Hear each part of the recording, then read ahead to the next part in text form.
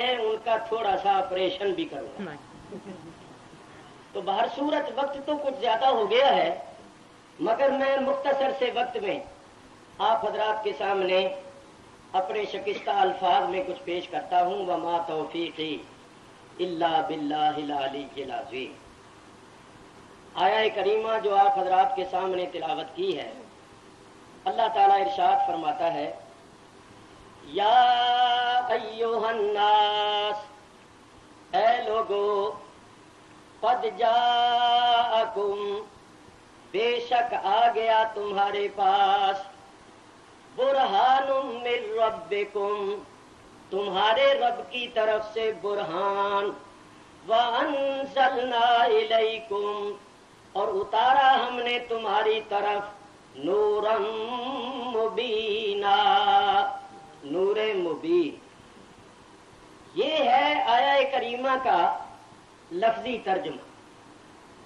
اللہ تعالیٰ ارشاد فرما رہا ہے لوگوں، تمہارے پاس تمہارے رب کی طرف سے دو چیزیں آئی ہیں، ایک برہان اور ایک نور مبین.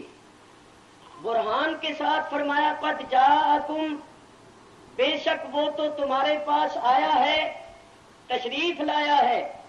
اور نور مبین کے ساتھ فرمایا وانزلنا الیکم، اس کو ہم نے تمہاری طرف نازل کیا ہے. معلوم ہوا کہ برہان تو آیا ہے، تشریف لایا ہے، اور نور مبین نازل ہوا ہے.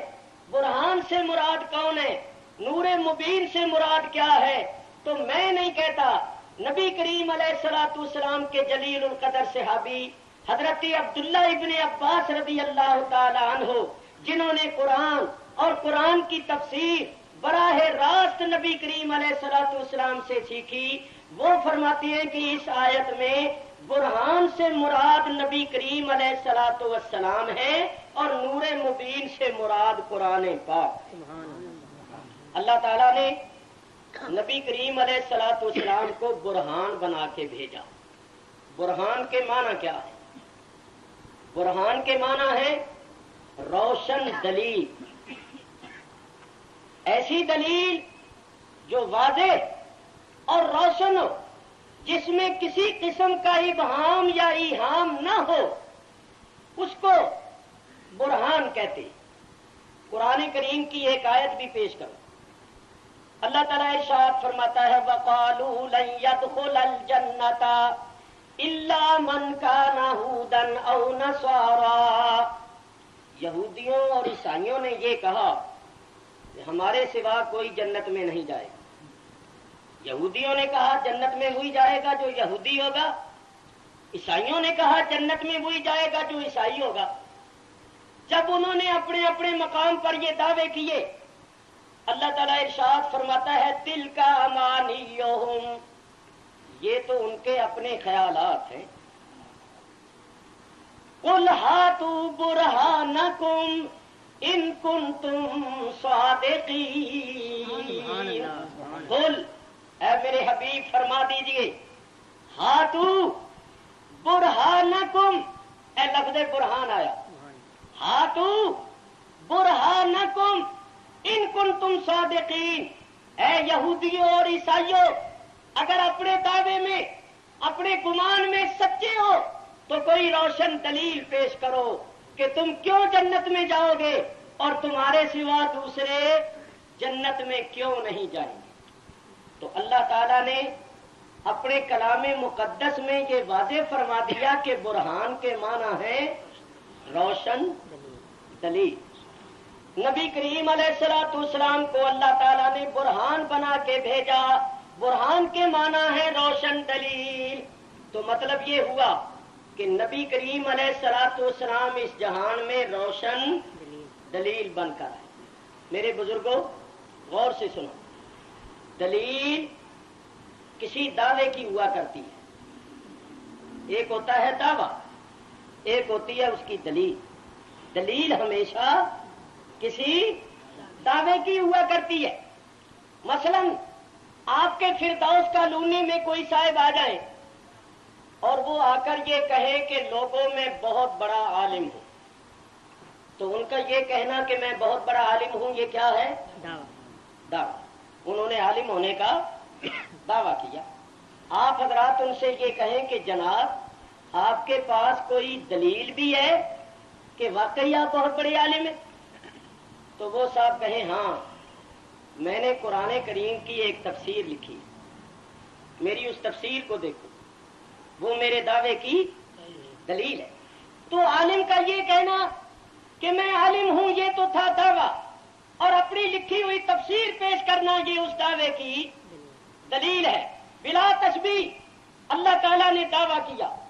अल्लाह ताला इरशाद फरमाता है इन्नी अनल्लाहु ला इलाहा इल्ला अना, बेशक मैं अल्लाह हूं, मेरे सिवा कोई माबूद नहीं, मेरे सिवा कोई इबादत के लायक नहीं।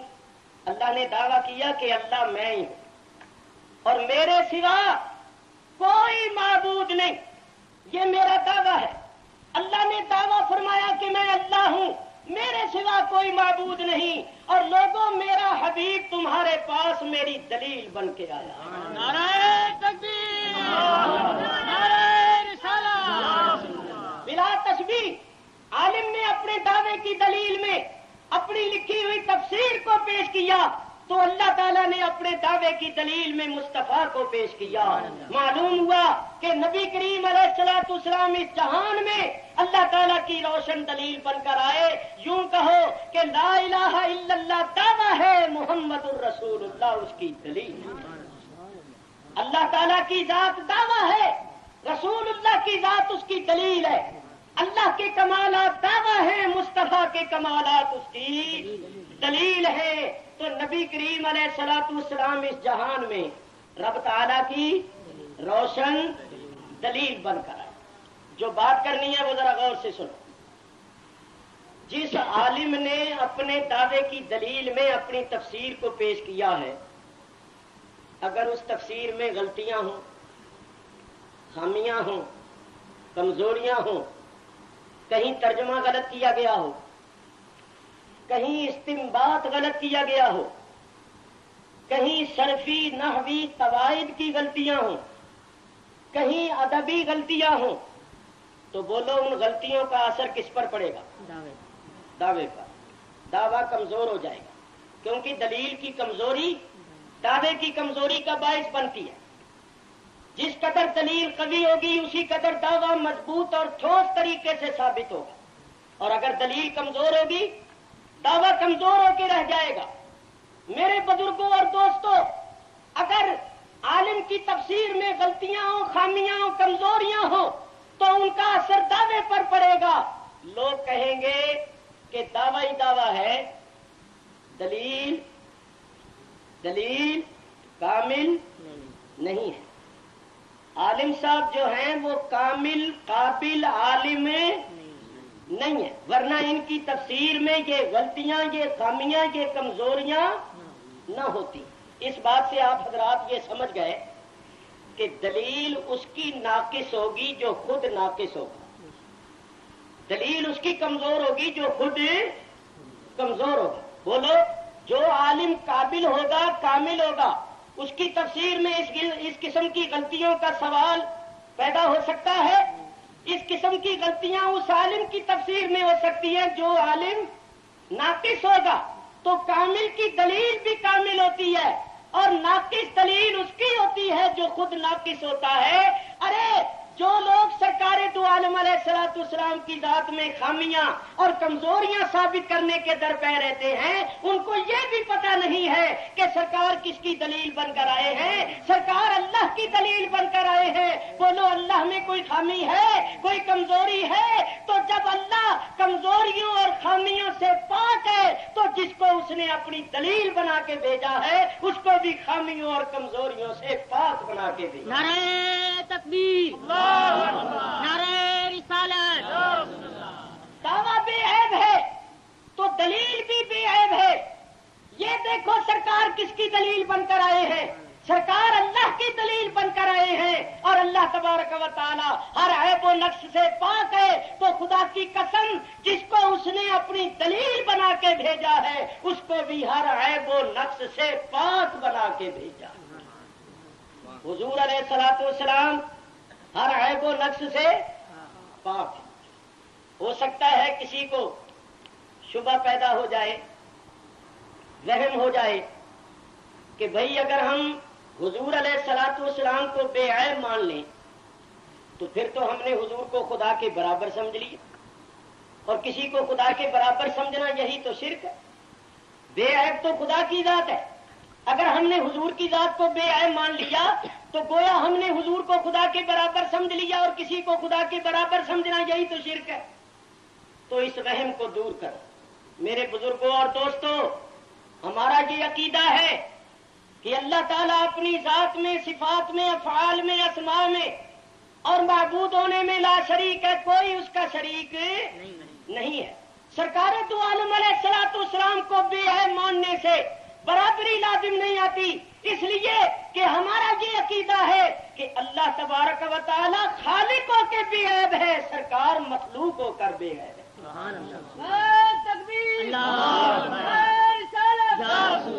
سرکار دو عالم علیہ الصلوۃ والسلام مخلوق ہو کر بے عیب ہے۔ ارے یوں کہو کہ اللہ تعالی رب ہو کے بے عیب ہے اور سرکار مصطفیٰ ہو کے بے عیب ہے۔ یہاں تو برابری کا سوال ہی نہیں پیدا ہوتا۔ اگر اس طرح برابری ہونے لگے تو پھر تو کوئی بھی شرک سے نہیں بچ سکتا۔ قرآن کی آیتیں پڑھوں تو بہت زیادہ آیتیں ہیں، صرف ایک دو عرض کر دیتا ہوں۔ اللہ تعالیٰ نے اپنی شان میں فرمایا ان اللہ بالناس لرؤوف الرحیم، بے شک اللہ تعالیٰ لوگوں پر رؤوف بھی ہے اور رحیم بھی ہے۔ ثابت ہوا اللہ رؤوف بھی ہے اور رحیم بھی ہے۔ اب دوسری آیت پڑھو، اللہ تعالیٰ نبی کریم علیہ الصلوۃ والسلام کی شان میں فرماتا ہے بالمؤمنین رؤوف الرحیم، رسول اکرم علیہ الصلوۃ والسلام مومنوں پر رؤوف بھی ہے اور رحیم بھی ہے۔ بولو دونوں آیتوں پر ایمان رکھو گے یا ایک پر؟ تو دونوں آیتوں پر ایمان رکھتے ہوئے کیا کہو گے؟ اللہ تعالیٰ رؤوف الرحیم۔ دوسری آیت پر ایمان رکھتے ہوئے کہو گے نبی کریم علیہ الصلوۃ والسلام رؤوف الرحیم ہے۔ کوئی سننے والا کہے بھائی تو مشرک ہو گیا، اللہ کو بھی رؤوف الرحیم کہہ رہا ہے، نبی کریم کو بھی رؤوف الرحیم کہہ رہا ہے، تو جو صفتیں اللہ کے لیے مان رہا ہے وہی صفتیں حضور کے لیے مان رہا ہے، تو یہ تو شرک ہے۔ تو شرک ہرگز نہیں، کیونکہ ہمارا یہ عقیدہ ہے کہ اللہ تعالیٰ کی صفتیں ازلی ابدی قدیم ہے، نبی کریم علیہ الصلوۃ والسلام کی صفتیں ازلی ابدی قدیم نہیں ہے۔ اللہ تبارک و تعالیٰ کی صفتیں غیر مخلوق ہے، حضور کی صفتیں مخلوق، اللہ کی پیدا کی ہوئی۔ اللہ تعالیٰ کی صفتیں اللہ تبارک و تعالیٰ کی شان کے مطابق ہے، نبی کریم علیہ الصلوۃ والسلام کی صفتیں آپ کی شان کے مطابق ہے۔ اللہ تعالیٰ کی صفتیں کسی کے قبضہ و کنٹرول میں نہیں ہے، نبی کریم علیہ الصلوۃ والسلام کی صفتیں اللہ تعالیٰ کے قبضہ و کنٹرول میں ہے۔ اتنے فرقوں کے ہوتے ہوئے برابری نہ ہوئی، جب برابری نہ ہوئی تو شرک بھی نہ ہو، مگر الفاظ رؤوف الرحیم کے ایک ہے۔ معلوم ہوا کہ محض الفاظ کے بولنے سے یا الفاظ کے اطلاق سے شرک لازم نہیں آتا۔ اور سنیے، اللہ تعالیٰ نے اپنی شان میں فرمایا ان اللہ کان سمیعا بصیرا، بے شک اللہ تعالیٰ سمیع بھی ہے اور بصیر بھی ہے۔ الفاظ یاد رکھنا، سمیعا بصیرا، اور یہی الفاظ اللہ نے انسان کے متعلق فرمایا۔ اللہ تعالیٰ ارشاد فرماتا ہے فجعلناہ سمیعا بصیرا، ہم نے انسان کو سمیع و بصیر بنایا۔ تو اللہ بھی سمیع بصیرا، انسان بھی سمیع بصیرا، الفاظ ایک ہیں مگر حقیقت میں بے انتہا فرق ہے۔ معلوم ہوا کہ محض لفظوں کے بولنے سے برابری لازم نہیں آتی، جب برابری لازم نہیں آتی تو شرک بھی نہیں ہوتا، کیونکہ شرک کی بنیاد ہی برابری پر ہے۔ میں ایک بات عام لوگوں کو سمجھانے کے لیے کہا کرتا ہوں، یہاں بھی کرتا ہوں، بڑی موٹی سی بات ہے۔ ہم لوگ روز پڑھتے ہیں سبحان اللہ سبحان اللہ، اب آپ بھی پڑھیے سبحان اللہ۔ کیا مانے اس کے؟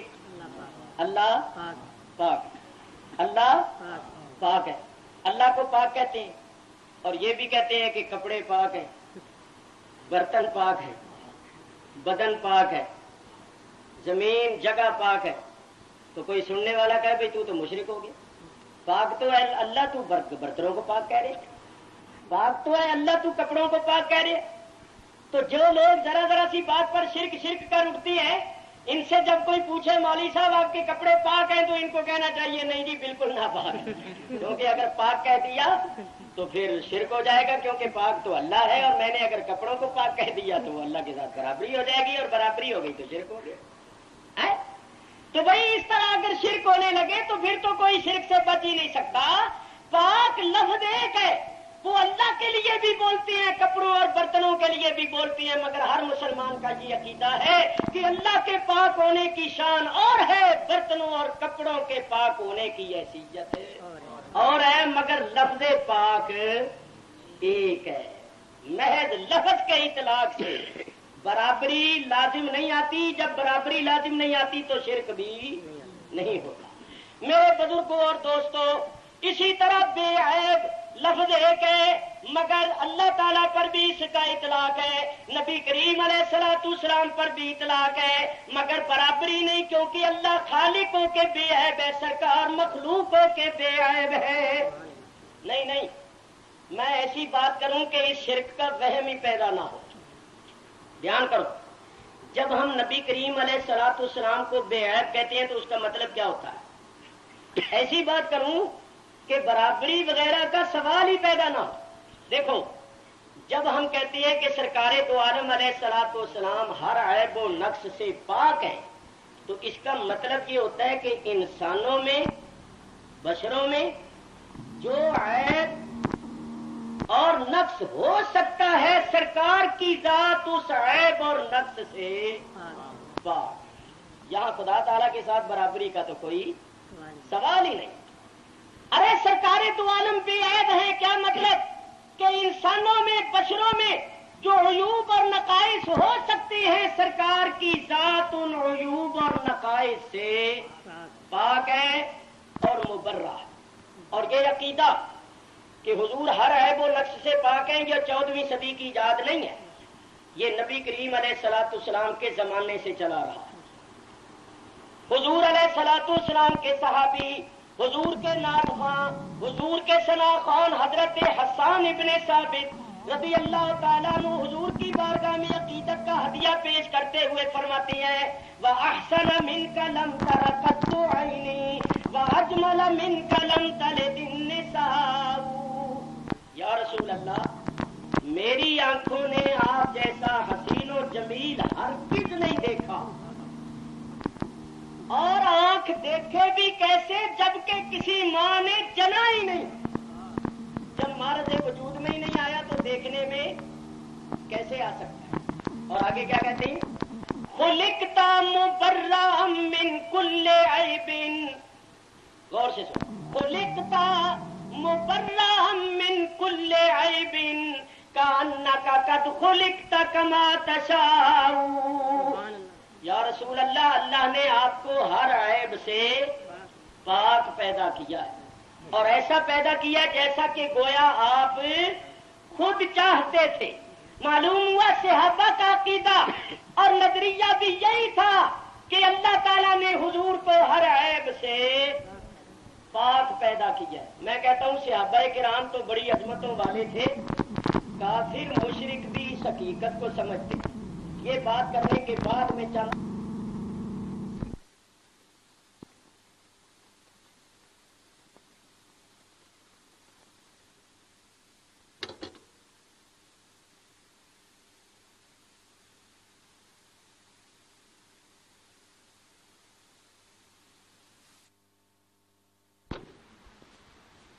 کٹھے ہوئے۔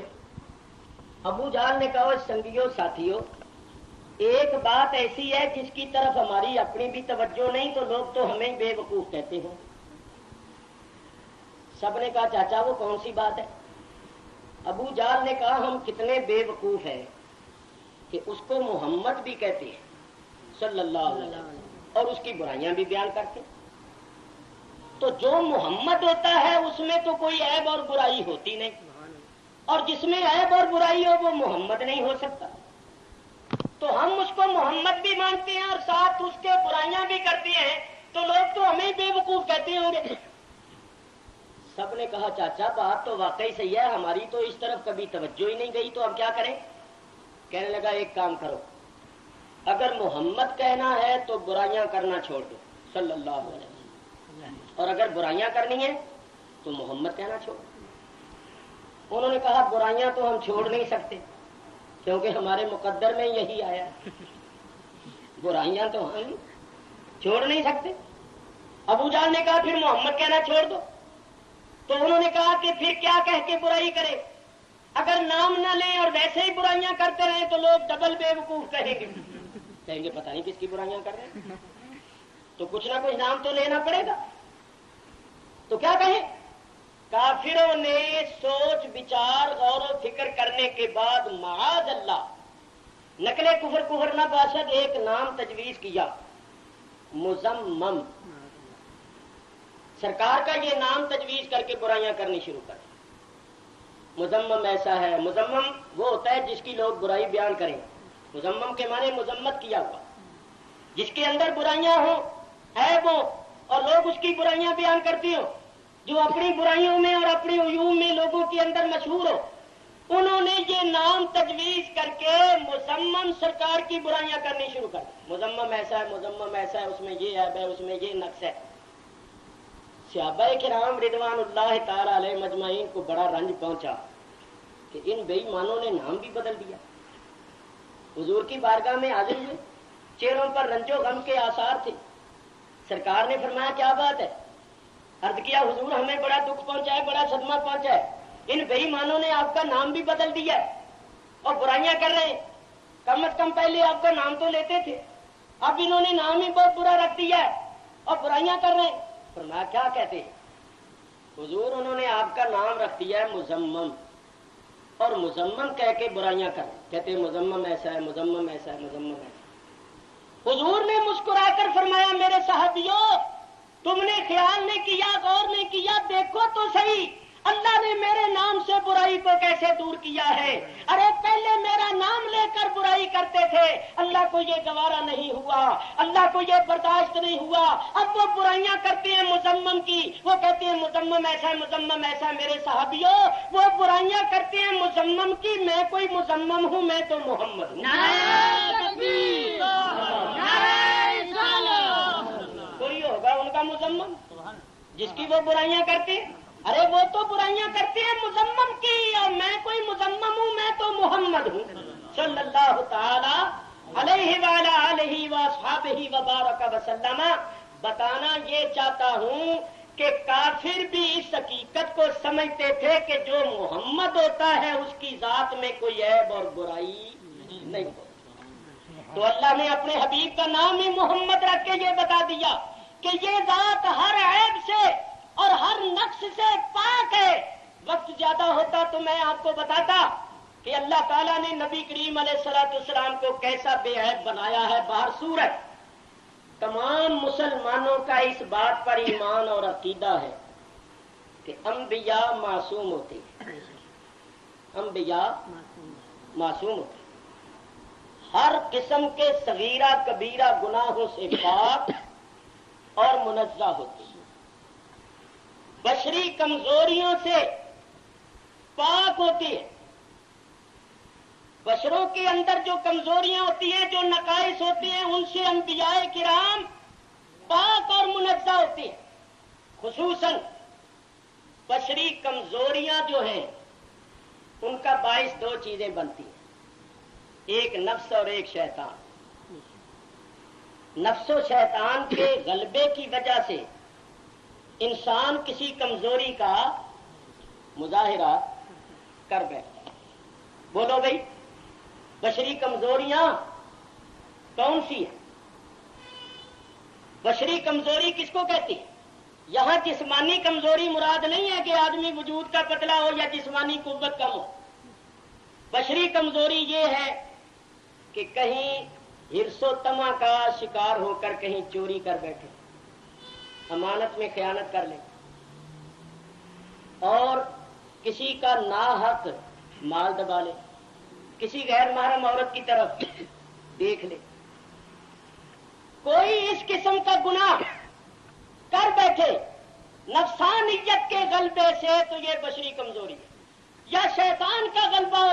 شیطان کے غلبے سے کسی بشری کمزوری کا مظاہرہ کر بیٹھے.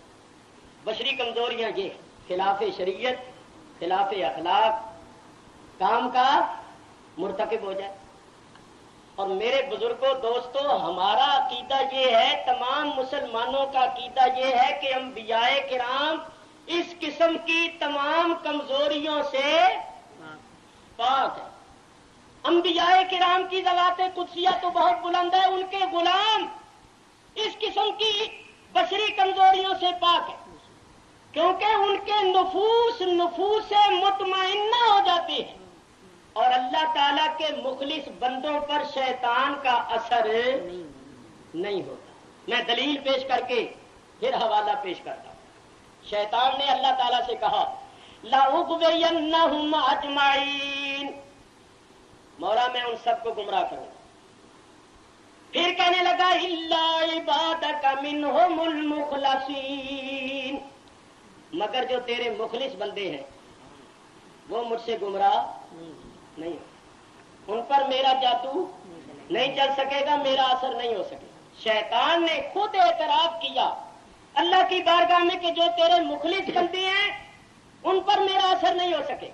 اللہ نے بھی فرمایا، اللہ تعالیٰ ارشاد فرماتا ہے ان عبادی لیس لک علیہم سلطان، جو میرے بندے ہیں ان پر اے شیطان تیرا تسلط نہیں ہوگا. دیکھو اللہ کے مخلص بندے جو ہیں ان کی طرف برائی جا ہی نہیں سکتی. ایک نقطہ پیش کر رہا ہوں، اس کو سن لو غور سے. حضرت یوسف علیہ السلام کو زلیخا اندر لے گئی 7ویں کوٹھڑی میں، وغلقت الابواب، سارے دروازے بند کر دیے، تالے لگا دیے اور برائی کی دعوت دی.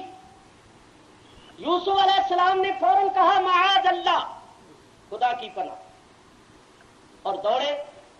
تالے ٹوٹتے گئے، دروازے کھلتے گئے اور آپ واقعہ آپ نے سنا ہوا ہے. یہاں میں نے ایک نقطہ پیش کرنا ہے.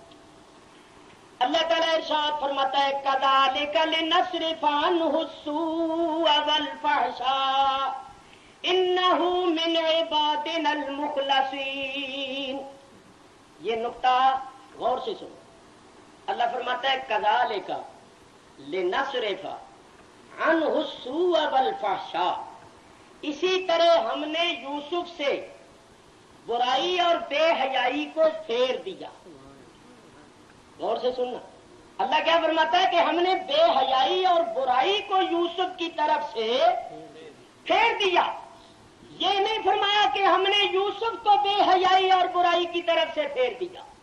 اگر اللہ یوں فرماتا کہ ہم نے یوسف کو پھیر دیا تو پھر تو یہ مفہوم ظاہر ہوتا کہ یوسف علیہ السلام برائی کی طرف چلے تھے تو اللہ نے ان کو برائی کی طرف سے پھیر دیا. اللہ یہ نہیں فرماتا کہ ہم نے یوسف کو برائی کی طرف سے پھیرا. اللہ فرماتا ہے ہم نے بے حیائی اور برائی کو یوسف کی طرف سے پھیر دیا. یعنی بے حیائی اور برائی نے کوشش کی تھی یوسف کی طرف جانے کی، ہم نے جانے ہی نہیں دیا، راستے سے ہی اس کو پھیر دیا. یہ بات بڑی قابل غور ہے. یہ نہیں فرمایا کہ یوسف کو پھیرا. اگر یوسف کو پھیرا کہتے تو پھر تو یہ مفہوم ظاہر ہوتا کہ یوسف علیہ السلام برائی کی طرف چلے تھے تو اللہ نے ان کو برائی کی طرف سے پھیر دیا، نہیں جانے دیا. تو اللہ یہ نہیں فرماتا یوسف کو پھیرا. اللہ فرماتا ہم نے بے حیائی اور برائی کو یوسف کی طرف سے پھیر دیا. یوسف علیہ السلام تو اپنے مقام پر بیٹھے ہوئے ہیں، برائی نے کوشش کی ان کی طرف جانے کی. اللہ فرماتا ہم نے جانے ہی نہیں دیا، راستے سے ہی پھیر دیا. تو معلوم ہوا کہ یوسف علیہ السلام کا خیال بھی برائی سے آلودہ نہیں ہوا، خیال بھی نہیں آیا. اللہ فرماتا ہے ہم نے بے حیائی اور برائی کو ان کی طرف سے کیوں پھیر دیا؟ انہ من عبادنا المخلصین، کیونکہ وہ ہمارے مخلص بندوں میں سے تھے. معلوم ہوا کہ جو اللہ کے مخلص بندے ہیں ان پر بے حیائی اور برائی کا اثر ہو ہی نہیں سکتا. اور دیکھو نفس کی 3 قسمیں ہیں، نفس امارہ، نفس لوامہ، نفس مطمئنہ. نفس امارہ وہ ہے جو برائی کا حکم دیتا ہے، برائی کی طرف کھینچتا ہے. نفس لوامہ وہ ہے کہ برائی کا ارادہ نہیں ہوتا مگر نفس و شیطان کے غلبے کی وجہ سے، ماحول کے تاثر کی وجہ سے برائی ہو جائے تو اس کے بعد پچھتاوا لگ جائے. برائی کرنے کے بعد آدمی پچھتائے، نادم ہو، پشیمان ہو، توبہ استغفار کرے. تو جو ایسا ہو کہ اس کا برائی کرنے کا ارادہ تو نہیں، مگر ایسے حالات پیدا ہو گئے کہ کر بیٹھا، لیکن کرنے کے بعد بڑا نادم اور پشیمان ہے، توبہ استغفار کرتا ہے، ایسے شخص کا نفس ہے نفس لوامہ. اور نفس مطمئنہ وہ ہے جس میں برائی کا خیال تک بھی نہ آئے. نفس مطمئنہ وہ ہے جس میں برائی کا خیال تک بھی نہ آئے. اللہ تعالیٰ ارشاد فرماتا ہے یا ایتھا النفس المطمئنہ ترجعی الی ربک راضیۃ مرضیہ فادخلی فی عبادی وادخلی جنتی. اے نفس مطمئنہ، اپنے رب کی طرف رجوع کر اس حال میں کہ تو اس سے راضی اور وہ تجھ سے راضی. اللہ فرماتا ہے فادخلی فی عبادی، اب میرے بندوں میں داخل ہو جا، وادخلی جنتی، اور اب میری جنت میں داخل ہو. تو میاں اولیاء کرام کے نفوس مطمئنہ ہو جاتے، اور پھر صحابہ کرام کا مقام ہے، اہل بیت اطہار کا مقام ہے، اور انبیاء کا مقام ہے، اور نبی کریم تو سید الانبیاء ہے. اب سنو، خدا کی قسم یہ سیاسی طور پر نہیں کہہ رہا، سیاسی مخالفت نہیں کر رہا، کیونکہ میرا سیاست سے تعلق نہیں، آپ کو پتا ہے میں سیاست سے بالکل الگ ہو چکا. مذہبی لحاظ سے، عقیدے کے لحاظ سے، ایمان کے لحاظ سے عرض کرتا ہوں کہ جو شخص نبی کریم علیہ الصلوۃ والسلام کے متعلق یہ کہے کہ نبی کریم بھی بشری کمزوریوں سے پاک نہیں تھے، تو جب نبی کریم کو بھی بشری کمزوریوں سے پاک نہ سمجھا گیا تو باقی تو سب نیچے ہیں. ان کے متعلق پھر کیا؟ وہ جو سب سے اونچی ذات ہے، سارے نبیوں کے سردار ہیں، ان کے متعلق جب یہ لکھ دیا گیا کہ وہ بشری کمزوریوں سے پاک نہیں تھے تو پھر معاملہ میدان صاف ہو گیا. عصمت انبیاء کا عقیدہ بھی ختم ہو گیا، اور جب سید الانبیاء کے متعلق کہہ دیا گیا کہ وہ بشری کمزوریوں سے پاک نہیں تھے تو پھر دوسرے تو سب نیچے. یہی وجہ ہے کہ جناب مودودی صاحب کی مخالفت صرف علماء اہل سنت بریلوی حضرات ہی نہیں کرتے، اہل حدیث ہی نہیں کرتے. یہ دیکھو میرے ہاتھ میں کتاب ہے، اس کا نام ہے مودودی صاحب اکابر امت کی نظر میں. یہ دیوبندی حضرات نے کتاب چھاپی ہے. اس کتاب کے اندر جتنے دیوبندیوں کے بڑے بڑے علماء ہیں ان سب نے یہ لکھا ہے. ان کے میں موٹے موٹے نام بتا دوں: مولوی محمد یوسف صاحب بنوری، مولوی اشرف علی صاحب تھانوی، مولوی حسین احمد صاحب مدنی، مفتی کفایت اللہ صاحب دہلوی، شیخ الحدیث مولوی محمد زکریا صاحب، مولوی ظفر احمد عثمانی، مولوی قاری محمد طیب، محتمم دارالعلوم دیوبند مفتی سید مہدی حسن، صدر مفتی دیوبند مولانا مفتی محمد شفیع صاحب، مفتی اعظم پاکستان. یہ دیوبندیوں نے جو لکھا ہے وہ بتا رہا ہوں. محدث کبیر مولوی محمد یوسف صاحب بنوری، علامہ سید سلیمان ندوی، اور مولوی احمد علی صاحب لاہوری، مفتی محمود الحسن صاحب گنگوئی، مولوی منظور نعمانی. یہ سارے بڑے بڑے مولویوں کے نام لکھے ہیں، اور ان کے یہ سب ارشادات اور ان کے اقوال اس میں لکھے ہوئے ہیں. ان سب نے لکھا ہے کہ یہ مودودی صاحب گمراہ ہیں، بد عقیدہ ہیں. یہ انبیاء کرام کی ذات پر بھی تنقید کرتے ہیں، صحابہ پر بھی تنقید کرتے ہیں، اور انہوں نے جو جماعت بنائی ہے اس جماعت میں شریک ہونا، تعاون کرنا، یہ سب گناہ ہے، کیونکہ یہ ایک بہت بڑا فتنہ ہے. فتنہ یہ خود دیوبندیوں نے کتاب چھاپی ہے، آپ کے کراچی شہر میں چھپی. میں 2-4 حوالے پیش کرتا ہوں، کتابیں ساتھ لایا ہوں. کوئی یہ نہیں کہہ سکتا کہ اکاڑوی غلط کہہ گیا ہے. میں بتاتا ہوں کہ مودودی صاحب نے انبیاء کے متعلق کیا لکھا. ذرا غور سے سنو. لکھتے ہیں انبیاء کرام علیہم السلام رائے اور فیصلے کی غلطی بھی کرتے ہیں. یعنی نبی جب رائے دیتے تھے اور فیصلہ کرتے تھے تو اس رائے میں اور فیصلہ کرنے میں غلطیاں بھی کرتے تھے، بیمار بھی ہوتے تھے، آزمائشوں میں بھی ڈالے جاتے تھے۔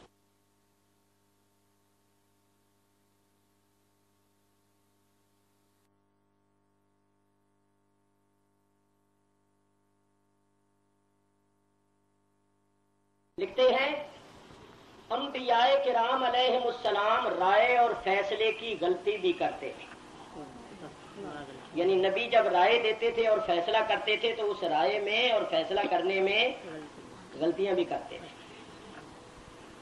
بیمار بھی ہوتے تھے، آزمائشوں میں بھی ڈالے جاتے تھے، حتیٰ کہ قصور بھی ان سے ہو جاتے تھے اور انہیں سزا تک بھی دی جاتی، یعنی ان سے گناہ بھی ہو جاتے تھے، ان سے قصور بھی ہو جاتے تھے اور ان کو سزا تک بھی دی جاتی تھی۔ نہیں یہ لفظ آگے سنو، اور تو اور بسا اوقات پیغمبروں تک کو اس نفس شریر کی راہزنی کے خطرے پیش آئے، یعنی اور تو اور نبیوں کو بھی نفس شریر کی راہزنی کے خطرے پیش آئے۔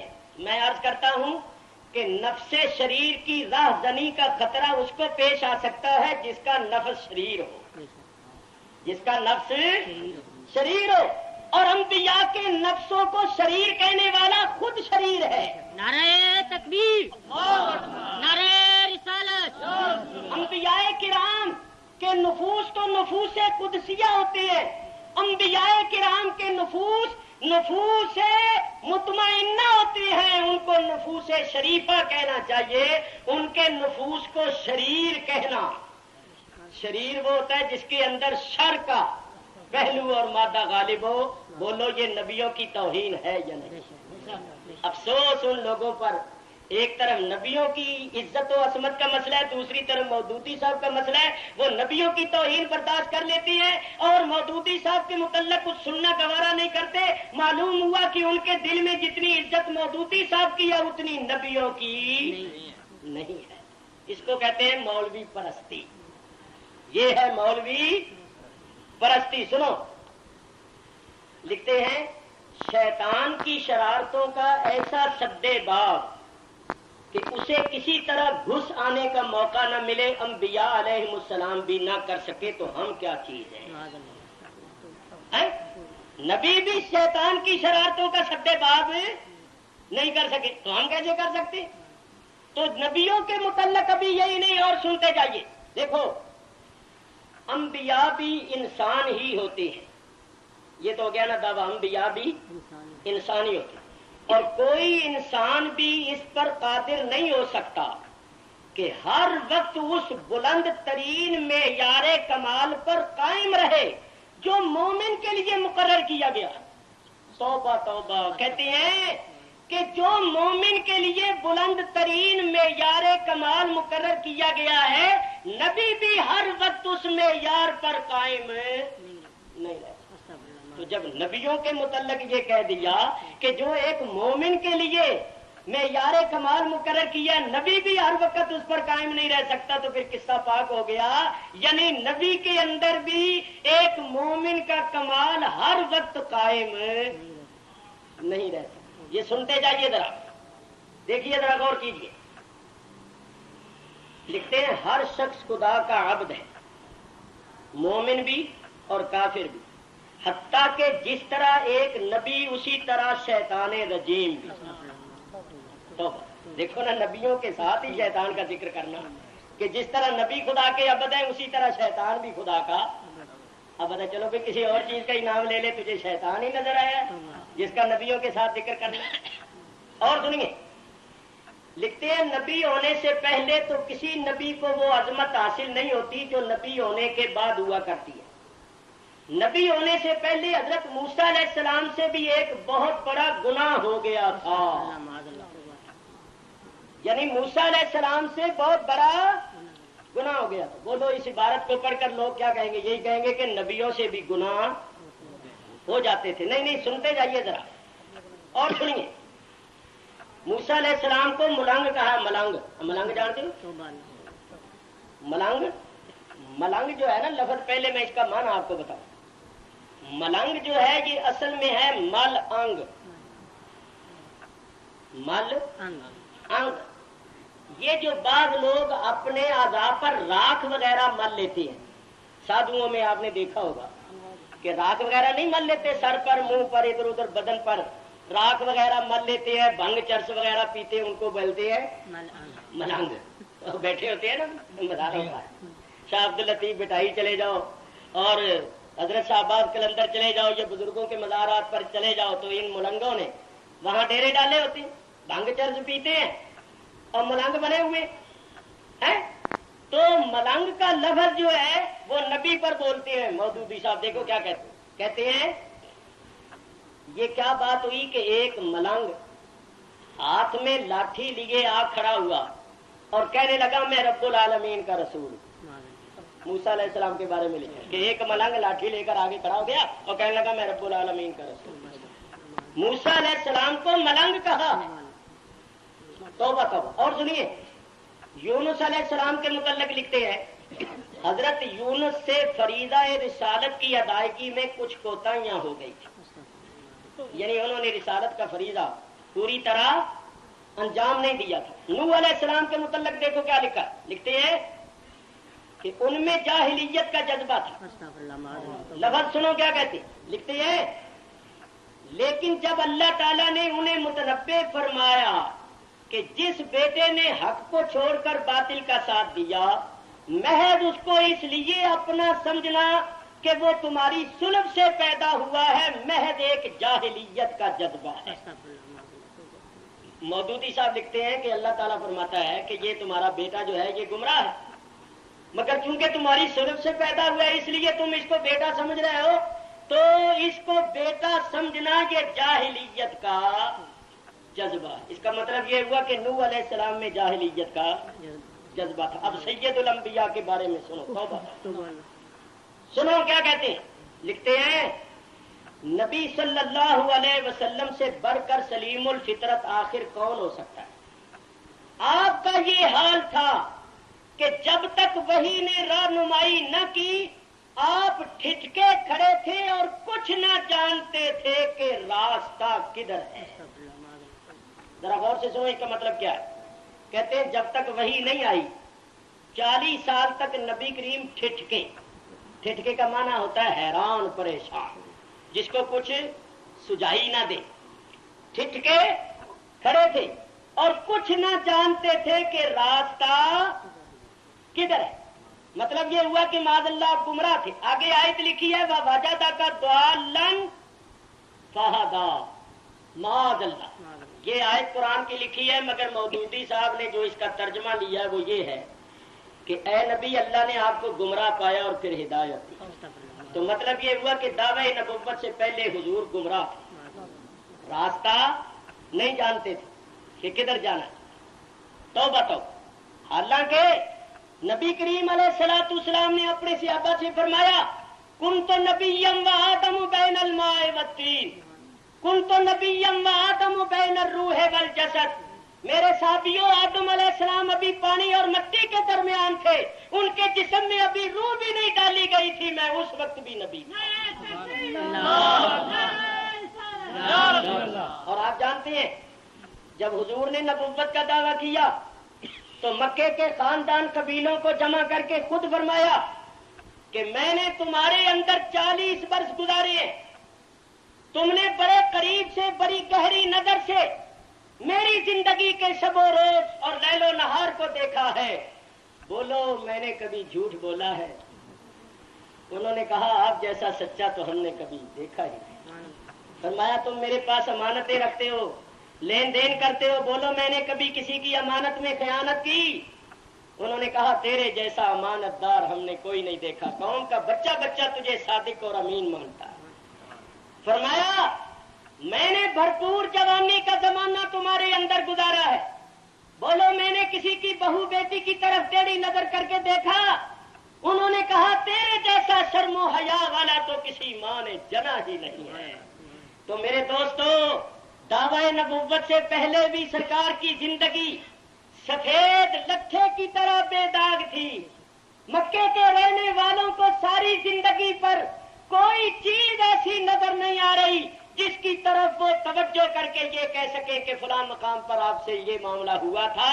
تو اسی واسطے اللہ تعالیٰ ارشاد فرماتا ہے میرے حبیب ان لوگوں سے کہو فقد لبثت فیکم عمرا من قبلہ افلا تعقلون. تو میں نے اپنی عمر تمہارے اندر گزاری ہے، کیا تمہیں عقل نہیں ہے؟ تم عقل نہیں رکھتے ہو جو دنیا کے معاملات میں، انسانوں کے معاملات میں کبھی پنتیانتی نہیں کرتا، کبھی جھوٹ نہیں بولتا، کبھی کسی کو دھوکہ فریب نہیں دیتا، وہ خالق کے معاملات میں کیسے کر سکتا؟ لیکن یہ کہتے ہیں 40 سال تک معاذ اللہ حضور گمراہ تھے اور جانتے نہیں تھے کہ راستہ کدھر ہے. توبہ توبہ، نبی کریم کی ذات کو بھی نہیں چھوڑا. اور سنیے لکھتے ہیں حضور کو اپنے زمانے میں یہ اندیشہ تھا کہ شاید دجال آپ کے عہد میں ظاہر ہو جائے یا آپ کے بعد کسی قریبی زمانے میں ظاہر ہو. کیا 1350 برس کی تاریخ نے یہ ثابت نہیں کر دیا کہ حضور کا اندیشہ صحیح نہ تھا، یعنی غلط تھا؟ تو نبی کریم کا کہتے ہیں اندیشہ جو تھا دجال کے متعلق وہ صحیح نہیں.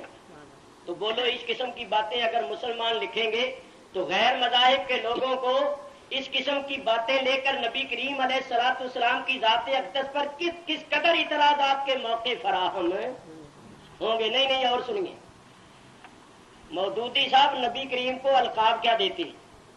لکھتے ہیں اسلامی تحریک کے تمام لیڈروں میں ایک محمد صلی اللہ علیہ وسلم ہی وہ تنہا لیڈر ہیں. نبی کریم کو کیا کہا؟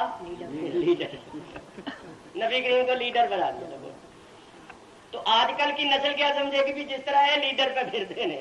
نبی کریم بھی ایک لیڈر تھے. لا حول ولا قوت. اور سنیے آپ کو معلوم ہوگا کہ مکے کے لوگوں نے نبی کریم کو کہا رائنا، اور بعض لوگوں نے رائنا کی عین کو ذرا دبا کے یوں پڑا رائنا، اور مطلب یہ لیا کہ یہ ہمارا ایک چرواہا ہے. وہ کیا کہتے تھے نبی کریم کو؟ رائنا، کہ یہ ہمارا چرواہا ہے. اللہ تعالیٰ نے آیت اتاری یا ایھا الذین آمنوا لا تقولوا رائنا، اے ایمان والو تم رائنا نہ کہو. اگرچہ تمہاری نیت نیک ہے، تم دوسری نیت سے کہتے، لیکن اس لفظ سے بے ادبوں کو، گستاخوں کو، دشمن کو گستاخی کا موقع ملتا ہے، لہذا یہ لفظ ہی کہنا چھوڑو. اور اس کے بدلے میں کیا کہو؟ وقول انظرنا، یوں کہو کہ حضور ہم پر نظر رکھے. یہ کہو، انظر نہ کہو. یا رسول اللہ انظر حالنا، انظر نہ کہو، رائے نہ کہنا چھوڑ دو. تو رائنا عرب کے کافر کہتے تھے اور مراد کیا لیتے تھے کہ یہ ہمارا چرواہا. تو اللہ نے نبی کریم کو چرواہا کہنے سے منع کر دیا.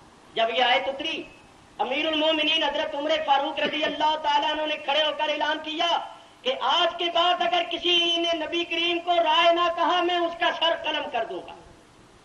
تو رائے نہ کہنے سے اللہ نے منع کر دیا. لیکن مودودی صاحب اب بھی کیا کہتے ہیں؟ لکھتے ہیں یہ قانون جو ریگستان عرب کے ان پڑھ چرواہے نے دنیا کے سامنے پیش کیا، نبی کریم کو ان پڑھ علیہ الصلوۃ والسلام کے متعلق کہتے ہیں. اب وہ جو میں نے شروع میں کہا تھا کہ انسانی کمزوریوں سے حضور پاک نہیں ہے، بشری کمزوریوں سے پاک نہیں ہے، وہ سن لو. لکھتے ہیں، ترجمہ کرتے ہیں آیت. اے محمد کہو میں تم سے یہ نہیں کہتا کہ میرے پاس اللہ کے خزانے ہیں.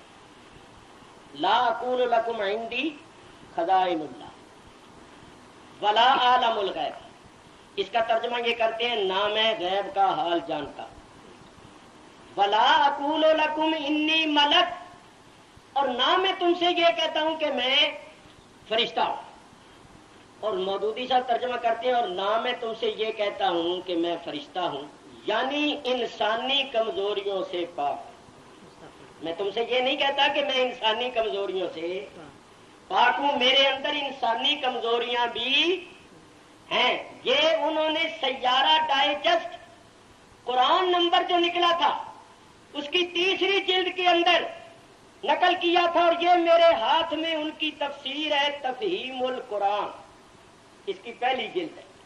اسی آیت کے نیچے اس تفسیر کے اندر کیا لکھتے ہیں کہ نبی کریم نے کافروں سے کہا کہ میرے اور تمہارے درمیان بینا اور نابینا کا سا فرق ہے، اور اسی اعتبار سے مجھے تم پر فوقیت حاصل ہے، نہ اس اعتبار سے کہ میرے پاس خدائی کے خزانے ہیں، یا میں عالم الغیب ہوں، یا میں انسانی کمزوریوں سے مبرہ ہوں، یعنی اس لحاظ سے مجھے تم پر کوئی فوقیت نہیں ہے۔ جس طرح تم انسانی کمزوریوں سے مبرہ نہیں ہو، میں بھی انسانی کمزوریوں سے مبرہ نہیں، اس معاملے میں مجھے تم پر کوئی فوقیت نہیں ہے۔ تو مطلب یہ ہوا کہ جس طرح عام انسان انسانی اور بشری کمزوریوں سے آلودہ اور بشری کمزوریوں میں ملوث ہوتی ہیں، بشری کمزوریاں ان میں پائی جاتی ہیں، یہ کہتے ہیں نبی کریم کی ذات میں بھی بشری کمزوریاں تھیں، اس معاملے میں نبی کریم کو دوسرے انسانوں پر کوئی فوقیت حاصل نہیں۔ میرے دوستو بزرگوں، اس قسم کے الفاظ حضور کی شان میں کہنا ہمارے نزدیک پرلے درجے کی گستاخی ہے، بے ادبی ہے، اور حضور کی بے ادبی کفر ہے، کفر۔ تو نبیوں کے بارے میں جو کچھ لکھا وہ آپ نے سنا ہے، اور ایک دو باتیں سن لو پھر میں جلدی ختم کروں گا۔ دیکھو، صحابہ کرام کی بھی توہین کی ہے، اہل بیت اطہار کی بھی توہین کی ہے، ان کو میں چھوڑتے ہوئے ایک دو باتیں عرض کرتا ہوں بڑی مزیدار۔ ان کی ایک کتاب ہے جس کا نام ہے تجدید و احیاء الدین، کوئی شخص میرا والا غلط نہیں ثابت کر سکتا۔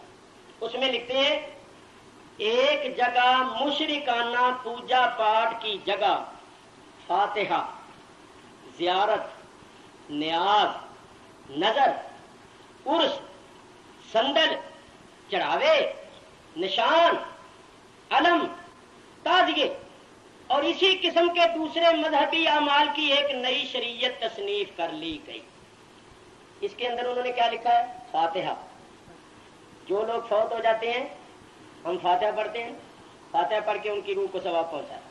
جن باتوں کو انہوں نے مشرکانہ پوجا پاٹ کی جگہ قرار دیا ہے وہ کیا چیزیں ہیں؟ ان میں ایک چیز ہے فاتحہ، دوسری چیز کیا ہے کہ کسی بزرگ کے مزار کی زیارت کے لیے جانا، تیسری چیز کیا ہے کہ وہاں کوئی چڑھاوا چڑھانا۔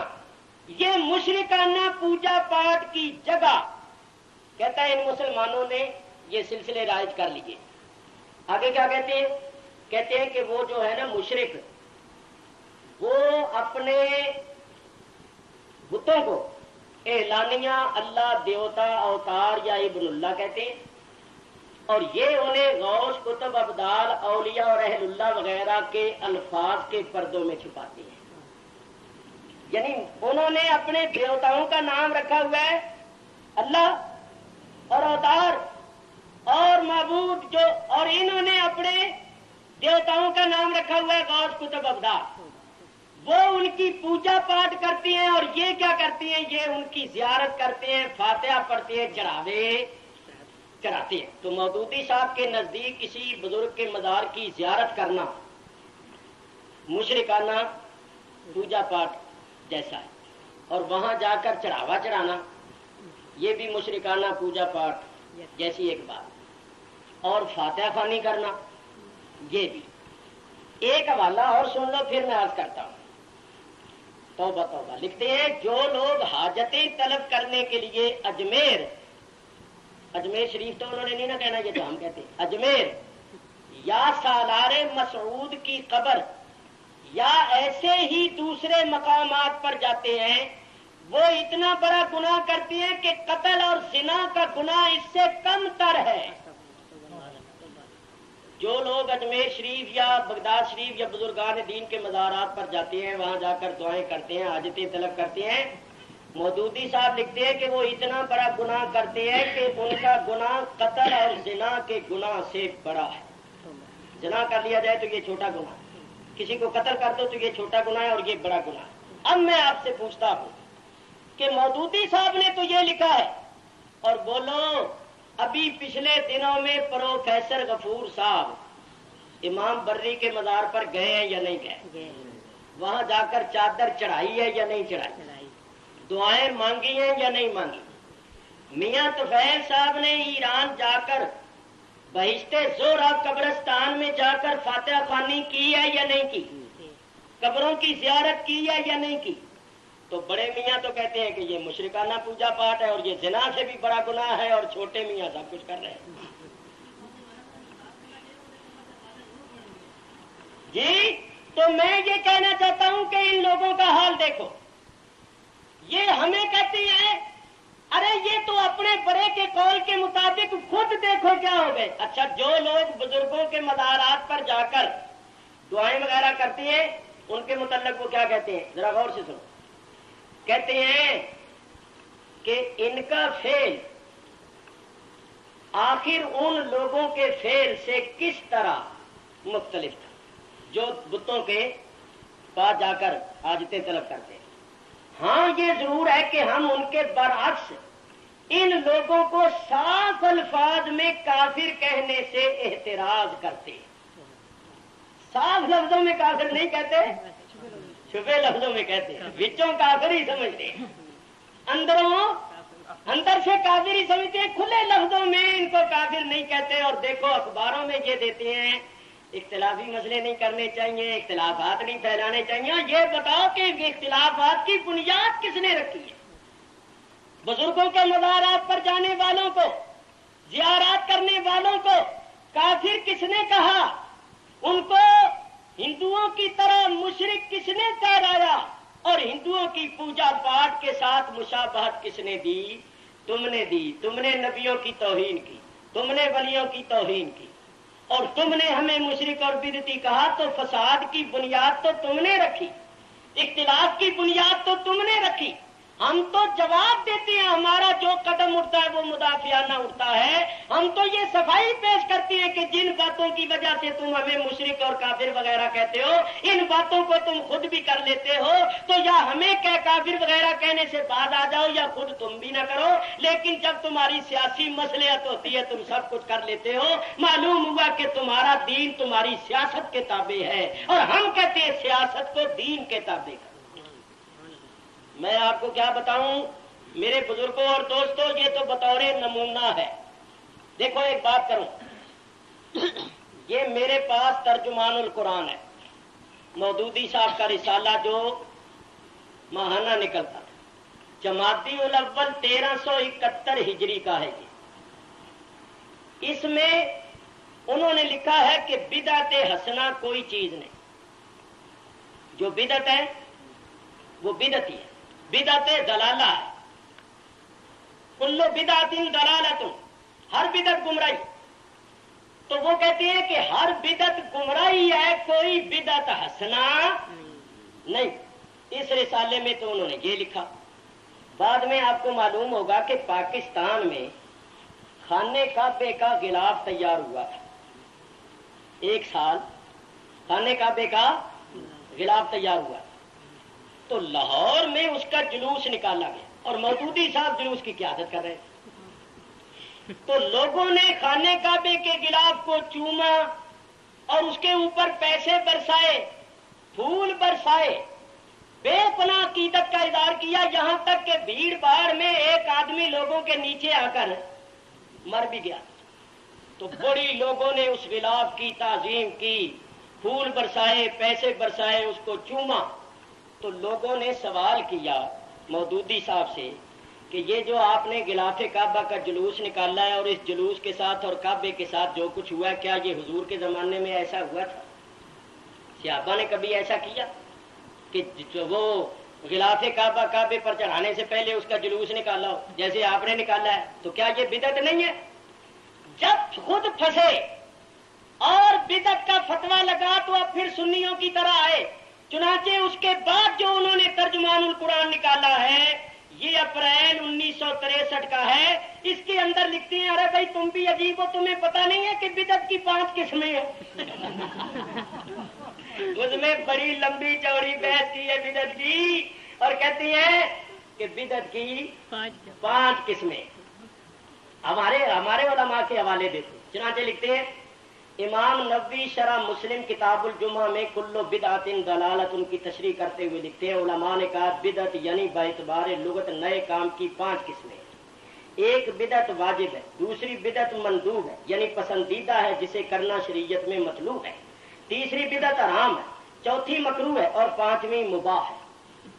یعنی جو ہم اہل سنت شروع سے کہتے چلے آ رہے ہیں کہ بدعت کی 5 قسمیں ہیں۔ پہلے رسالے میں یہ لکھا کہ بس بدعت کوئی قسمیں نہیں ہے، بس بدعت جو ہے وہ بدعت سیاحی ہے، وہ بری ہے، بدعت حسنہ کوئی نہیں۔ اور جب خود بدعت کر بیٹھے تو پھر وہی ہمارا سہارا لینا پڑا، جو ہمارے ائمہ اور علماء نے لکھا ہے وہی لکھنا پڑا کہ بدعت کی 5 قسمیں، اور ہم نے جو جلوس نکالا ہے یہ بدعت نہیں۔ معلوم ہوا جب ان کے سر پر خود پڑتی ہے سب کچھ مان لیتے ہیں۔ سنتے جاؤ ذرا، دیکھو یہ میں ان حضرات سے کہتا ہوں، ہمارے شاہ صاحب کے پڑوس میں شیعہ حضرات علماء سے ایک عالم رہتے ہیں، چونکہ اہل محلہ ہیں، پڑوسی ہیں، وہ بھی تشریف لے آئے ہیں، عرس میں بیٹھے ہوئے ہیں۔ ان کے فائدے کے لیے ایک بات کہتا ہوں، شیعہ حضرات کے نزدیک متاع کرنا جائز ہے۔ متاع جانتے ہو؟ متاع جائز ہے، یعنی وقتی طور پر میعاد مقرر کر کے نکاح کر لینا جس میں گواہ وغیروں کی شرط کوئی نہیں۔ ایک آدمی اور ایک عورت ہو، وہ تھوڑے سے وقت کے لیے کچھ اجرت مقرر کر کے نکاح کر لیں، یعنی 2 گھنٹے کے لیے، 4 گھنٹے کے لیے، 1 رات کے لیے، 2 رات کے لیے، وہ کہے میں نے اتنے پیسوں کے عوض یا فلاں چیز کے عوض اپنے نفس کو تیرے لیے حلال کر دیا، تیری زوجیت میں دیا، اور وہ کہے میں نے اتنے وقت کے لیے قبول کیا، تو اس نکاح کو نکاح متاع کہتے ہیں، یعنی مقررہ مدت کے لیے نکاح کر لیں۔ ہم سنیوں کے نزدیک یہ جائز نہیں ہے، شیعہ حضرات کے نزدیک جائز ہے، لیکن مودودی صاحب کہتے ہیں کہ ضرورت کے وقت کر لے تو کوئی حرج نہیں۔ یہ ان کا میرے پاس رسالہ ہے، یہ آپ لوگوں کو کام دے گا۔ دیکھیے صفحہ 378 ماہنامہ ترجمان القرآن ذی الحجہ 1374 ہجری، اس میں وہ لکھتے ہیں کہ حالت اضطراری میں، یعنی بندے پر غلبہ شلبہ ہوا ہوئے، اوکھا ہوئے بندہ چاٹنا نکلتا ہوئے نکالنا ہے، لاہور گل کہڑی ہوئی، طریقے نال ہی اجازت دیتی جاتی ہے نا، ہیں؟ یہ 378 صفحے پر انہوں نے لکھا ہے۔ اور سنیے، وقت کے ساتھ ساتھ ایک رسالے میں شروع میں لکھا کہ وقتی تقاضوں اور مصلحتوں کے پیش نظر اسلام میں تبدیلی نہیں ہو سکتی، یہ بالکل صحیح مذہب ہے، لیکن جب ان کو خود ضرورت پڑی تو وہ تبدیلیاں کرنے لگے۔ اب وہ میں تبدیلیاں آپ کو 1-2 سناتا ہوں۔ شروع میں انہوں نے کہا عورت جو ہے، عورت وہ حاکم نہیں بن سکتی، عورت حاکم نہیں بن سکتی، نہ وزیر بن سکتی ہے، نہ صدر بن سکتی ہے، نہ حاکم بن سکتی ہے۔ 42 صفحہ ترجمان القرآن محرم صفر 1372 ہجری، میں آپ کو عبارت پڑھ کے سناتا ہوں، یہ صفحہ 42 سنو غور سے۔ 2 حوالے بھی پیش کیے، ایک تو قرآن کی آیت الرجال قوامون علی النساء، اس کا ترجمہ کیا مرد عورتوں پر قوام ہے۔ دوسری بخاری کی حدیث لکھی لن یفلح قوم ولوا امرہم امرات، وہ قوم کبھی فلاح نہیں پا سکتی جو اپنے معاملات ایک عورت کے سپرد کر دے۔ ایک آیت اور ایک حدیث لکھ کر نیچے مودودی صاحب لکھتے ہیں یہ دونوں نصوص یعنی نص قطعی دلیل اس باب میں قاطع ہیں کہ مملکت میں ذمہ داری کے مناسب منصب کی جگہ جمع، خواہ غور سے سنو، خواہ صدارت ہو یا وزارت یا مجلس شورا کی رکنیت یا مختلف محکموں کی ادارت عورتوں کے سپرد نہیں کیے جا سکتے۔ اس لیے کسی اسلامی ریاست کے دستور میں عورتوں کو یہ پوزیشن دینا یا اس کے لیے گنجائش رکھنا نصوص شریعہ کے خلاف ہے، اور اطاعت خدا و رسول کی پابندی کرنے والی ریاست اس خلاف ورزی کی سرے سے مجاز ہی نہیں۔ تو انہوں نے لکھا کہ عورت نہ صدر بن سکتی ہے، نہ وزیر بن سکتی ہے، نہ مجلس شورا. آج کل مجلس شورا تو ہے نہیں، اسمبلی کہہ لو، اسمبلی کی ممبر بھی نہیں بن سکتی. لیکن آپ کو پتا ہے جب صدر ایوب کے مقابلے میں فاطمہ جناح کا انتخاب ہوا تھا تو اس وقت انہوں نے فتویٰ دیا کہ عورت صدر بن سکتی. یہ سب اس کے ساتھ لگے کیونکہ ان کو پتا تھا کہ اگر یہ کامیاب ہو گئی تو 2-4 وزارتیں ہمارے لیے ہو جائیں گی. تو یہ وقت کے ساتھ ساتھ بدلتے رہتے ہیں. اس کتاب میں تو لکھا کہ عورت کو یہ پوزیشن دینا اسلام کے خلاف ہے. جو بھی اسلامی ریاست اللہ رسول کا حکم ماننے والی ہے اس کو بالکل یہ اختیار نہیں ہے کہ اس کی خلاف ورزی کرے. لیکن یہ وقت کے ساتھ ساتھ بدلتے رہتے ہیں. ان کا ابھی بعض باتیں اس میں ایسی ہیں کہ مجھے بیان کرتے ہوئے شرم آتی ہے، گندی قسم کی بات، اور انہوں نے جائز لکھا ہے. جی وہ بعد میں آپ مجھ سے پوچھ سکتے. لونڈوں کو عادت نہیں ہو جاتی بات اچھا نہ لے کہنا جائز ہے، ان کا تو نہیں سمجھ گیا ہوگا تو انو کی دسیے جو ان کا مذہب ہے. میرے دوستوں بزرگوں بس آخری حوالہ سن لو، یہ ایٹم بم ہے اور پھر اس کے بعد میں گفتگو ختم کروں گا. یہ دیکھو میں نے بڑی محنت سے یہ رسالہ حاصل کیا ہے. اس کا نام ہے ہفت روزہ قندیل لاہور. اصل رسالہ میں نے لاہور جا کے بڑا پیسہ خرچ کر کے اس کو حاصل کیا ہے. یہ رسالہ جو ہے یہ ہے 3 جولائی 1966، 13 ربیع الاول 1386 ہجری کا. بولو آج سے کتنے سال پہلے ہو گیا؟ 66 10 76 379، 13 سال پہلے کا. ربیع الاول کی 12 شریف کو میلاد النبی کا جلسہ ہوتا ہے، جلوس نکلتا ہے. میلاد النبی کا جلسہ جلوس ہوا تو اس قندیل رسالے کا ایڈیٹر لاہور کے مشہور علماء کرام کے پاس گیا انٹرویو لینے کے لیے. مشہور نامور علماء کے پاس یہ اخباروں کے ایڈیٹر جاتے ہیں نا اور ان سے کہتے ہیں کہ آپ اپنے خیالات کا اظہار کریں. یہ دیکھو یہ اس ایڈیٹر کی فوٹو ہے، اس کا نام ہے MS ناز. یہ ایڈیٹر ہے اس رسالے کا. یہ کن کن کے پاس گیا؟ جن مولویوں کے پاس گیا یہ ان کے فوٹو لگے ہوئے. سب سے پہلے مودودی صاحب کا فوٹو ہے، پھر اس کے بعد مولانا مفتی الہی بخش کا، پھر مولانا مفتی محمد حسین صاحب نعیمی کا، پھر مولانا سید خلیل احمد صاحب قادری کا، پھر مولانا سید ابو بکر غزنوی، مولانا محمد بخش صاحب مسلم BA، اور شیعہ حضرات کے مولانا سید محمد جعفر.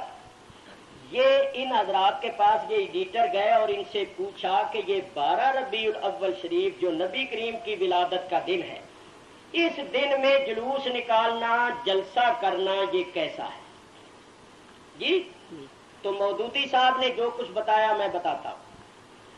مودودی صاحب کہتے ہیں کہ 12 ربیع الاول، ذرا غور سے سنو، جب اس نے پوچھا نا کہ یہ میلاد شریف کرنا، جلسہ جلوس نکالنا آپ کے متعلق کیسا ہے، تو مودودی صاحب گفتگو شروع کرتے ہیں. کہتے ہیں سب سے پہلے تو آپ کو یہ پوچھنا چاہیے تھا کہ اسلام میں عید میلاد النبی کا تصور بھی ہے یا نہیں. پہلے تو یہ پوچھنا چاہیے. تو ایڈیٹر صاحب کہتے ہیں کہ مولانا نے خود ہی میرے سوال کی توضیح فرما دی تھی اور اب میں خاموش نگاہوں سے مولانا کے سامنے ایک مجرم کی حیثیت سے بیٹھا ان کا جواب سن رہا تھا. وہ فرما رہے تھے، یہ سنو، وہ فرما رہے تھے کہ اس تہوار کو جسے ہدیہ اسلام صلی اللہ علیہ وسلم سے منسوب کیا جاتا ہے حقیقت میں اسلامی تہوار ہی نہیں ہے اور اس کا کوئی ثبوت اسلام میں نہیں ملتا. مودودی صاحب کہتے ہیں 12 ربیع الاول کا دن نبی کریم کی ولادت کا دن کوئی اسلامی تہوار نہیں ہے. اچھا صاحب پھر کیا ہے؟ اب سنو وہ کہتے ہیں کیا ہے. کہتے ہیں افسوس کہ اس تہوار کو دیوالی اور دسہرہ کی شکل دے دی گئی ہے، لاکھوں روپیہ برباد کیا جا رہا جی یہی اچھا اس نے پھر یہ سوال کیا، اس نے ایڈیٹر نے سوال کیا کہ اس تہوار کے مروجہ طریقے سے غیر مسلم کیا اثر قبول کر رہے ہیں؟ سوال دراصل بڑا نازک اور اہم تھا، مگر مولانا نے نہایت مستقل مزاجی اور تبسم ریز لہجے میں فرمایا یہی کہ دیوالی اور دسہرہ کا تہوار منایا جائے۔ اس نے پوچھا نا کہ غیر مسلموں پر کیا کچھ اس کا اثر نہیں پڑتا؟ غیر مسلم سمجھتے ہیں کہ بھئی مسلمان جب اتنی شان و شوکت سے جلسہ کرتے ہیں، جلوس نکالتے ہیں، تو ان کو اپنے نبی سے بڑی محبت ہے، تو غیر مسلموں پر کیا اثر پڑتا ہے؟ مودودی صاحب نے ہنس کر کہا یہی اثر پڑتا ہے جیسا کہ وہ سمجھیں گے کہ جیسا ہندو ہولی دیوالی کرتے ہیں یہ بھی ایسا ہی کر رہے ہیں۔ تو انہوں نے میلاد النبی کو 12 ربیع الاول کے جلسے اور جلوس کو ایک تو یہ کہا کہ یہ اسلامی تہوار ہی نہیں، دوسرا یہ کہا کہ اس کی حیثیت ایسی ہے جیسا ہندو ہولی دیوالی کرتے ہیں۔ لیکن میں آپ کو قسم دے کر پوچھتا ہوں کہ اس سال ان سب نے 12 ربیع الاول کا دن منایا یا نہیں منایا؟ خود جلسوں کی جلوسوں کی قیادتیں کی ہے یا نہیں کی؟ میرے پاس سارے اخبار موجود ہیں۔ میاں طفیل نے لاہور میں قیادت کی ہے جلوس۔ تو جب یہ کوئی اسلامی تہوار ہی نہیں اور یہ ایسا ہی ہے جیسا ہندو ہولی دیوالی کرتی ہیں، تو پھر تم نے اس تہوار کو منا کے جلوسوں کی قیادت کر کے ہندوؤں کی طرح ہولی دیوالی منائی یا نہیں منائی؟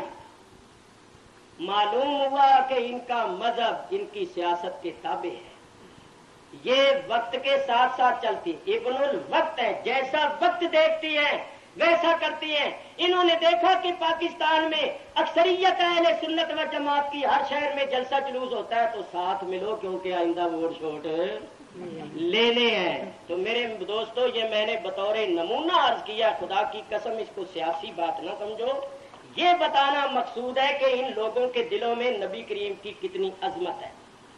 یہ حضور کے متعلق کہتے ہیں کہ 40 سال تک حضور گمراہ تھے اور دعوی نبوت کے بعد بھی حضور بشری انسانی کمزوریوں سے پاک نہیں تھے۔ انبیاء کرام سے بھی غلطیاں ہو جاتی تھی، فیصلے بھی غلط کرتے تھے، ان کو سزائیں بھی ملتی تھیں۔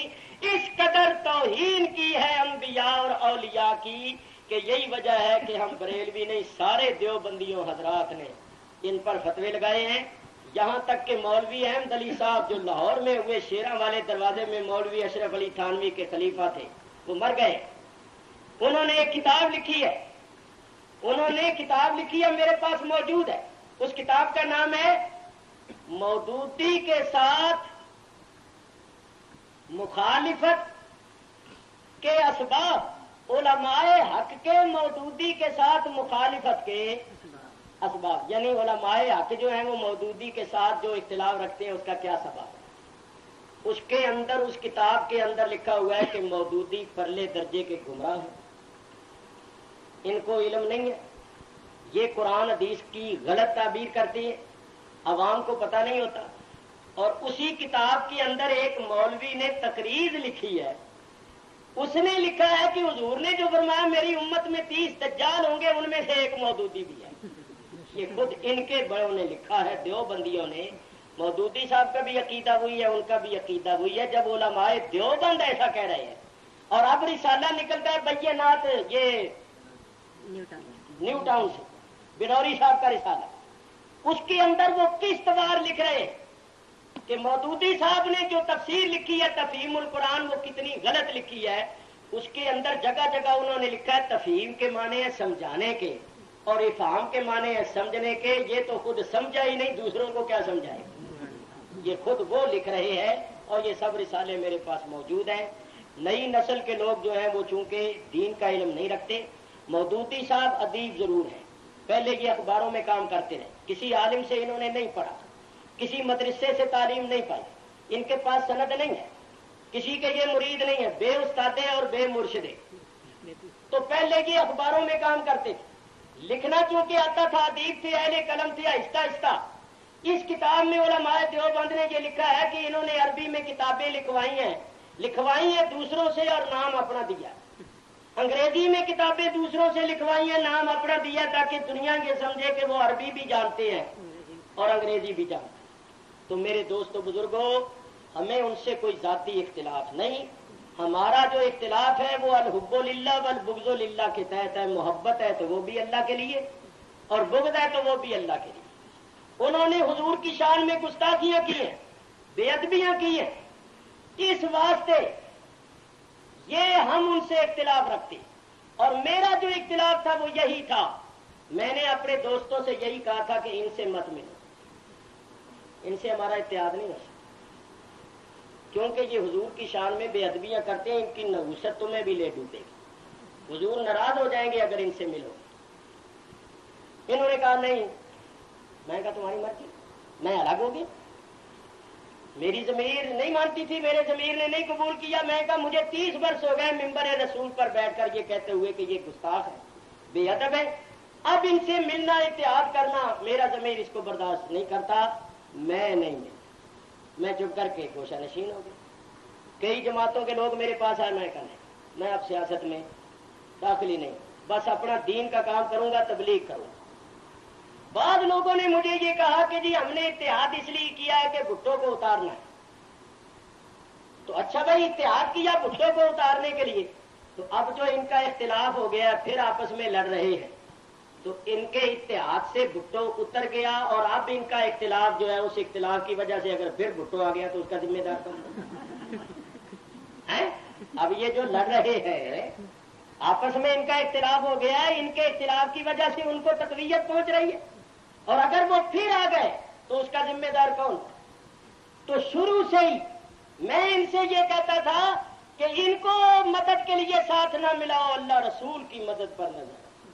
اللہ رسول کی مدد ہوگی تو تم کامیاب ہوگو گے. بہر صورت ہمارے جو بزرگ ہیں, ہمارے قائد ہیں, وہ جو کچھ کر رہے ہیں وہ چونکہ مجھ سے زیادہ سمجھ رکھتے ہیں, زیادہ علم رکھتے ہیں, بہت ٹھیک کر رہے ہیں. میں ان پر اعتراض نہیں کر رہا, میں یہ کر رہا ہوں کہ میں کیوں الگ ہو گیا, اس وجہ سے کہ میں نے کہا بھی میرا ضمیر برداشت نہیں کرتا. کیونکہ جب اکٹھے ہوتے تو ایک سٹیج پر بیٹھتے, ایک دوسرے کی تعریف کرتے, ایک دوسرے کی تعریف کرتے, ایک دوسرے سے مصافحہ کرتے. تو الحمدللہ آج تک اس گناہ گار نے ایسا نہیں کیا, اور نہ دل چاہتا. تو ہم نے یہی سمجھا بھی چپ کر کے گوشہ نشین ہی ہو جاؤ. اس ممبری نالوں میں ممبر چنگا ہے. اور ممبری جو ہے نا وہ تو ہے وقتی طور پر, آج میرے پاس ہے, کل ممبری کسی اور پاس چلی گئی, پرسوں کسی اور کے پاس چلی گئی. تو میاں جو ممبری پھرتو ہے, کبھی کسی کے پاس, کبھی